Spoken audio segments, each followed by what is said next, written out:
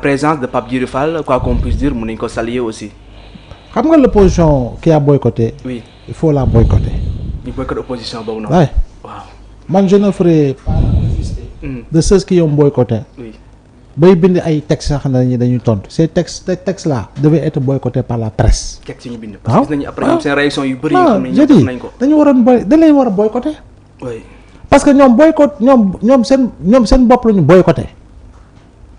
ba pare wane Sénégalais yi nag yéen mandat bi yéen ko dénk waaye moomatoo leen ko ñu ñoo ko moom. waaw. Assemblée nationale c'est le haut lieu du débat public. waaye mënoo boycotté. ba pare tëdd sa kër di koos café maxu ba pare di seraan li nga boycotté. da ngaa boycotté. waaw. bay tontu si ki nga xam ne mi ngi wax assemblée te yow nekkoo fa.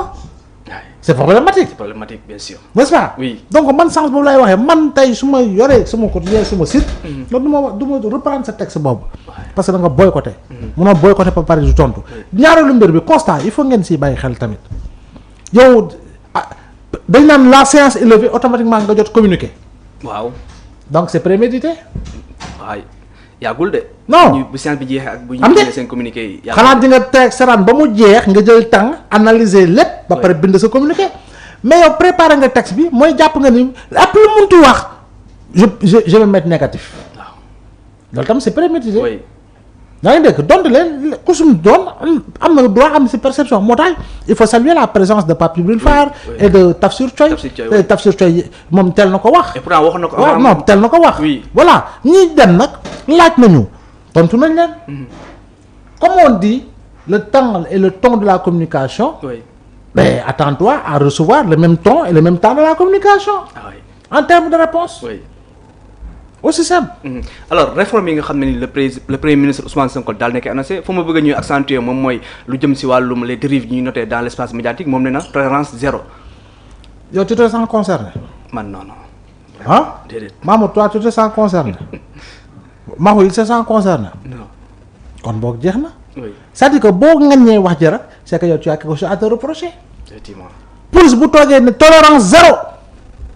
mais toi tu es un citoyen boo xam ne respecté loi ak règlement tu ne te sentiras point. oui. yaa ngi dégg. yow pointé du doigt par la police parce que loolu kese la. yow tu fais ton travail de manière responsable. oui. tu mets en avant la responsabilité à tout point de vue. looy wax di nga ko wax nga ànd ak nga bañ a ànd nga critiquer ak nga bañ a critiquer. oui. yaa ngi dégg. ak noo mënti taxawee ci wàllu position di nga wax li nga war a wax te kenn du leen ca mbay. kon boog bu dee yow da ngay wax parce que yaa ngi calculer saaga nit bu dee da ngay wax parce que yaa ngi calculer xas nit ba mu ràpp. bu dee da ngay wax calculer ni yaa ngi waaj a briser carrière volontairement. bu dee yaa ngi wax xam ni calculer nga ni da ngaa war a tas ab famille. tas ab jëkkër ak jabar taqali bàyyi ak doom si wax ju ñaaw wala bindu gu ñaaw ah mais tu te sentiras concerné. effectivement. loolu am gis nga Abdourahmane. la chose est simple. tolérance zéro yàgg nga ko dégg si leneen ak leneen ak leneen. bien sûr. waaye léegi bu ñu ne tolérance zéro si wàllu kii bi mais ce n'est point pour man la liberté de la presse qui est menacée ba may gis le contraire bokk. d'accord. waaye. oui. ba may gis le contraire ce n'est point la liberté de la presse qui est menacée. parce que certains ñu ngi évoquer la liberté de la presse et tout. non du tout. alors que bokkul. non les professionnels de l'information de la communication xam nga leen ils font leur travail. oui. quel que soit par ligne rédaction bu nekk ñi ngi def seen liggéey. en termes de critique du gouvernement ou en termes d'opposition. ñi ngi def seen liggéey. ñan ñooy saaga ñan ñooy xaste ñan ñoo fi yore li nga xam ne moo di en réalité ce qui est transformé en média d'opinion à tout point de vue. xam nga média d'opinion. dootul média d'information. parce que média d'information dina am sax contenu d'opinion mais contenu d'opinion mënut a ëpp. gis nga LC2 xaw ma ak BFM. oui. ah. yaa ngi koy suivre Maxu. on les a sortis de la TNT non. parce que quand ces deux chaînes ont été entendues par l'autorité en France mais dañ leen ne yéen. télé ngeen di def wala defu leen télé. yéen information ngeen di def wala defu leen wala opinion ngeen def. waaw gars yi bu ñu nee leen ne hey gis ngeen da ngeen di def information cahier de charge loolu la donte la opinion mënta ñàkk. mais yow doo def information. yow amul ci sa édition benn contenu information bu ñuy dégg ne lii genre bii la ci wàllu journalisme amul dara. là tu es totalement dans l'opinion. donc je pense que man tolérance zéro. man de man saa yi fii la dugg jaar fii. tu sais pourquoi. Parce que je ne me sens pas concerné. Très bien. Je ne me sens pas concerné. Très bien. Alors oui. régime Abdoulaye Wade laa tàmbalee nekk journaliste man. Oui. Macky Sall jaaru fii deful 12 ans. Bien sûr. Abdoulaye deful 12 ans. waaw. ah. Oui. si régime Abdoulaye Wade laa tàmbalee doon taskatu xibaar Abdoulaye Wade dem na président Macky Sall ñëw na beneen régime ñëw na fii. mooy sama liggéey. kan bokk amul lu ma si naataal loolu lu ma si rus. Oui, et je connais beaucoup de confrères, beaucoup de consoeurs qui font convenablement et normalement leur travail depuis autant d'années. Léegi pourquoi man je me sentirais menacé? Du tout. Du tout. Alors aussi beneen point aussi bi nga xam ne nii le premier ministre daal dina koy jël moom mooy li nga xam ne nii moom mooy déclaration de patrimoine loolu aussi mu nekk lu am solo képp ki nga xam ne nii am nga poste de responsabilité si wàllu état wala administration war nga mën a def sa déclaration de patrimoine. waaw oui loolu man je pense que combat bu maxul ak keneen ak keneen. oui déclaration de patrimoine par rapport ak yenn poste de responsabilité yi il faut muy am parce que quand même poste de responsable bu ñu ko dénkee mais maxul bu ñu ko nommé. buñ ko nommé suba. muy am salaire 2 millions wala 3 millions namatul dara. non lu muy namal bareetul. oui sérieusement parce que boo calculer marge moom en tant que privé moom privé institut personnel lu muy liggéey est-ce que le mois dina liggéey loo xam ne en réalité dina am 3 millions non sans tenir compte. voilà pour muy lijjanteeg yooyu. voilà tu vois alors que au-delà des 3 millions tu as encore d'autres avantages n'est-ce pas.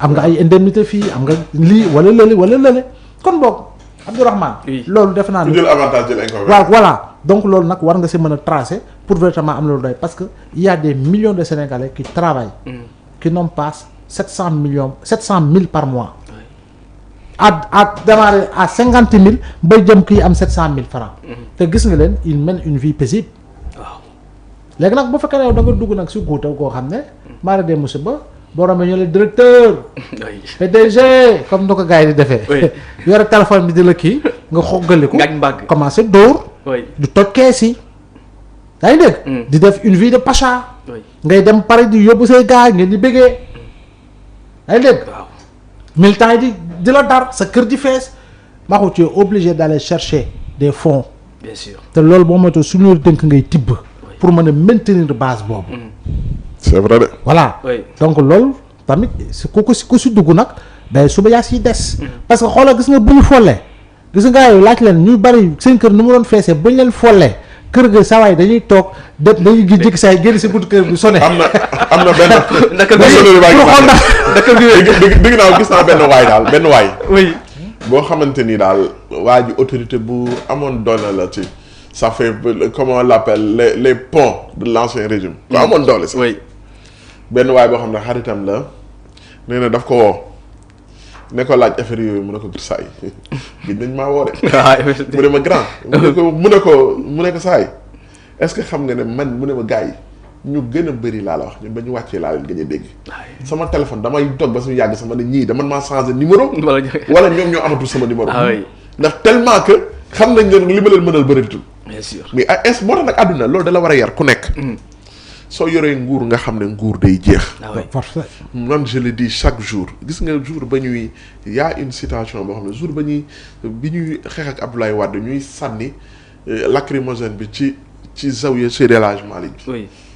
man mii lañ si dàqi woon parce que man lañ ko doon xaaj ñu dugg ci zawiya bi ñu sànni kii bi journaliste mu tàq kii ma micro tàllal ma micro ma fàttaliku benn passage Jean-Jacques Rousseau.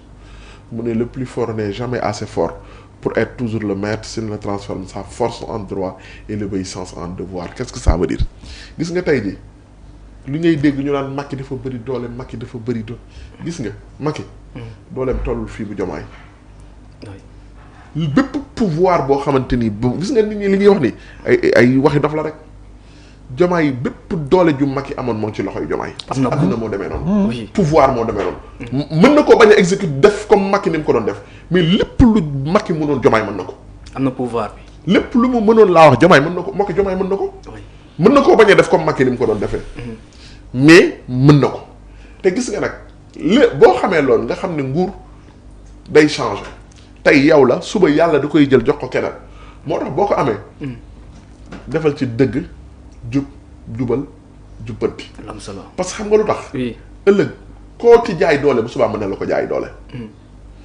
koo teg lu mënul suba peuple bi ko jox mën na la ko joxaat.